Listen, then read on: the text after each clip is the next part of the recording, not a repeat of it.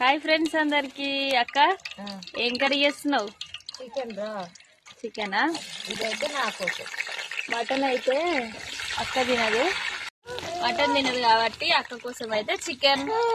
పిల్లలు కూడా కొంతమంది తినరు కదా అక్క, పిల్లలు కూడా కొంత పిల్లలు కూడా మటన్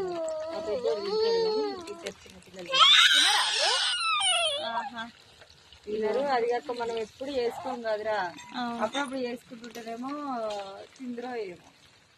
మనం ఎప్పుడు చేసుకోం కాబట్టి వాళ్ళకి తెలియాలి ఫస్ట్.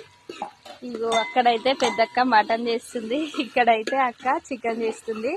ఒక పొయ్యి మీద అయితే తొందరగా కావని చెప్పేసి అయితే ఇగో మేమైతే 2 పొయ్యిలు పెట్టి కూరలు అన్నాలు అయితే తొందరగా కానిస్తున్నాం.